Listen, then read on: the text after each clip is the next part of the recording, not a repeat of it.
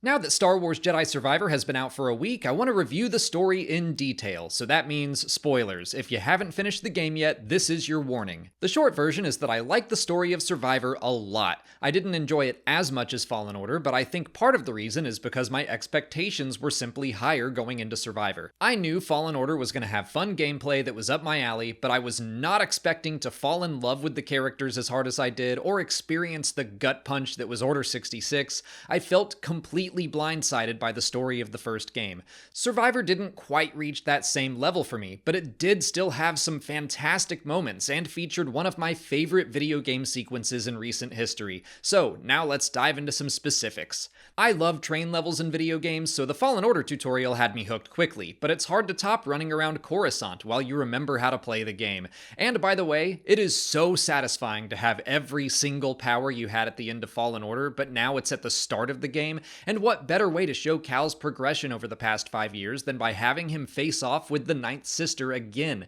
She was one of the toughest bosses of the first game, and this time around, you beat her first. But not only that, her introduction and impact on the story is definitely felt. We get to meet Cal's new group of friends, Bravo, Gabs, the twins, and Bode. We barely get to know them, but they have a lot of character, and then they're ripped away from us in one fell swoop. That look Cal gives as he ignites his lightsaber tells us everything we need to know. He is out for revenge. Bode and Bravo try to talk some sense into him, but he wants to punish the Ninth Sister for killing Gabs and the twins, and he does. There are so many ominous details in the opening sequence alone, like Cal using the Second Sister's move on the gunship to setting Masana Tide free by killing her. They absolutely set Cal up for darkness in the earliest moments of the game.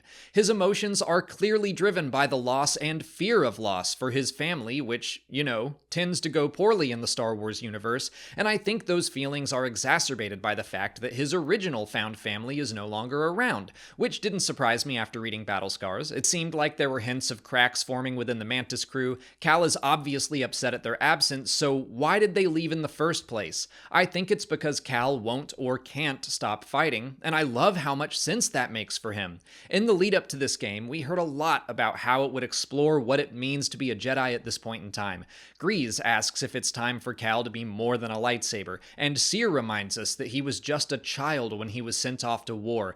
To Cal, being a Jedi means being a weapon. It means violence. He only grew up in the Clone Wars. He never got to experience any other version of serving the galaxy. So now he's running around fighting as hard as he can, and multiple times near the start of the game, he realizes how little he's actually accomplishing.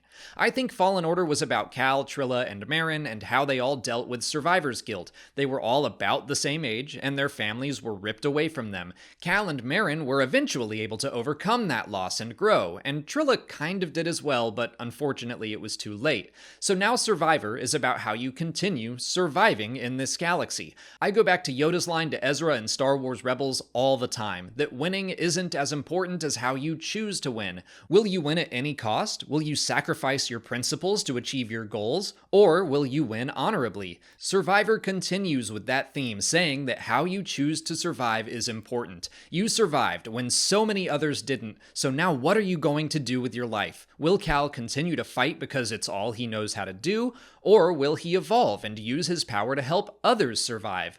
We learn that Merrin and Seer are part of the Hidden Path, which was first introduced in the Obi-Wan Kenobi series, and I love that it came back here. Fans certainly speculated that it could be part of the game, but I was not expecting it to be so central to the story and themes. And I love that Merrin is running around the galaxy helping other survivors like her find safety, while Cal is running around being violent. She's the Night Sister. She is the supposed dark side user, but she is doing the light side thing. I love their relationship so much. I don't consider myself a shipper, but the second they formed a bond in Fallen Order, I was into it. Even if they had only remained friends, I still think it's the coolest thing seeing a Jedi and a Night Sister working together, but I absolutely cheered for that kiss, and then it led into my favorite part of the game with both of them teleporting around the map using her magic to destroy the Trident-class drill. That is one of my favorite video game sequences ever. Just one of those cinematic scenes that makes you feel amazing. The quest for Tanalorr and the Hidden Path give Cal something to fight for instead of something to simply fight against. So now we need to talk about the people that stand in his way, Dagon and Bode. Dagon is an interesting villain for sure. I love that he's from the High Republic. I love his use of the Force and the way it escalates every time you face him. The fact that he force pushes or even wields his lightsaber with his phantom limb is incredible, but his motivations never quite landed for me. We saw that Tanalorr was important to him, but I never got to a point where I understood why he was so willing to kill other Jedi for it. I kept waiting for some big revelation other than, I guess, the fact that he worked so hard to reach it. He became obsessed with it just because? Maybe I missed something, and I'm definitely on the lookout as I play through a second time. While I continue to find his motivations confusing, his aesthetic, the creative boss fights, and Cody Fern's performance still won me over. And his obsession ties in with other themes in the story. I'm jumping back a bit, but I love Merrin's conversation with Cal in the Jedi Cave about fire. She says fire can bring you comfort and warmth, but if you're not careful, it can consume you. Dagon let his obsession with Tanalorr consume him. Cal spends the entire game in danger of letting his desire to protect his family consume him. And Bode is the cautionary tale for where Cal might end up. Oh, Bode. I remember breaking into the Bedlam Raider headquarters with him, and there was a moment where he was giving me weird vibes, and I had the thought, wouldn't it be wild if Bode betrayed us? But then I immediately rejected that idea. He was so friendly and so helpful, and he seemed genuinely interested in Cal's happiness and his budding relationship with Merrin, which I now see was all manipulation, but I did scream no when Bode turned on the rest of the group. I think that was a great twist because it was telegraphed, and I still said, nah, no way. I've since seen people calling his betrayal, so maybe it didn't work for everyone, but it worked on me. And then to reveal that he was a former Jedi as well, I did not see that coming. I wasn't sure I liked the twist at first, but the more I sit with it, I love how they used Bode to make Cal and the audience continue to question what it means to be a Jedi at this point in time. He encourages Cal to make attachments with Merrin, he passes along a blaster for Cal to use, and before this game even came out, the writers pointed out how that wouldn't necessarily be something the Jedi Order would have approved of, and Cal mentions that in the game as well, because a lightsaber is a weapon, but it can also be used for defense. A blaster? Not so much. I also saw Bode's motivations very clearly because they're the same as Cal's. He wants to keep his family safe, but he's willing to do that selfishly and at any cost. He doesn't want to share Tanalorr with anyone else who needs refuge, he just wants it for his daughter. I guess his plan was to just hole up there alone forever, but what kind of life is that? If we're talking about what it means to be a survivor during the time of the Empire, I'll quote Battlestar Galactica and say, it's not enough to just live, you have to have something to live for. Bode reminded me a lot of Joel from The Last of Us. He experienced immense loss, first the entire Jedi Order and then his wife. Now he will do anything to keep his daughter safe, even if it means hurting her, socially, emotionally, and eventually physically. He lets the fire of protecting Kata consume both of them and doesn't even give her a say in the matter. That's the cautionary tale for Cal, and we basically end the story with him at a crossroads, because Cal bends and breaks the Jedi Code throughout the game until near the end where we are straight up forced to embrace the dark side. I praised Fallen Order for the way it married classic game mechanics with what Star Wars actually says about the Force. I love the way Cal becomes stronger by overcoming his trauma, finding balance, and healing his connection with the Force.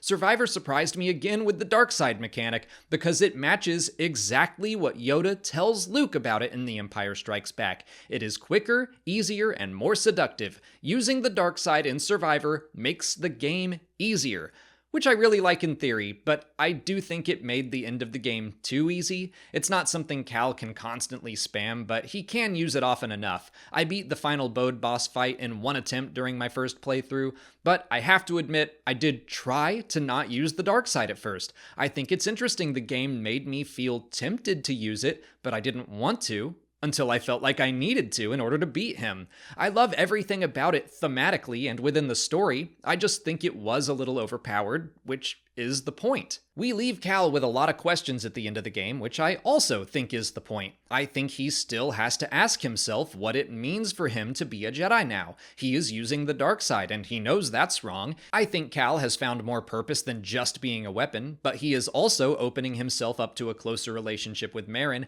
and now they have Kata to worry about because they both refused to leave her alone as they were. We've seen that's dangerous territory for him to be in, especially after the loss of Seer and Cordova, which, since I haven't talked about it yet, getting to play as Seer was so cool. I was not expecting to jump into another character's shoes. That sequence was super fun. The Darth Vader reveal wasn't as impactful as it was in Fallen Order, but I like that we got to see Seer take him on to protect the people under her care. Not the archive she worked so hard to build, the people. That was definitely a memorable moment, and I think it also opens up doors for us to play as Merrin in the next game, which I think could be incredible. And I think that would fit in with the themes these games explore. We've already seen the Night Sister acting in defense of others. She is acting like a Jedi, even if she wields the Force differently, and one of my favorite things about Battle Scars was the way we got to see Merrin learn to harness her magic through light side emotions instead of through anger and revenge.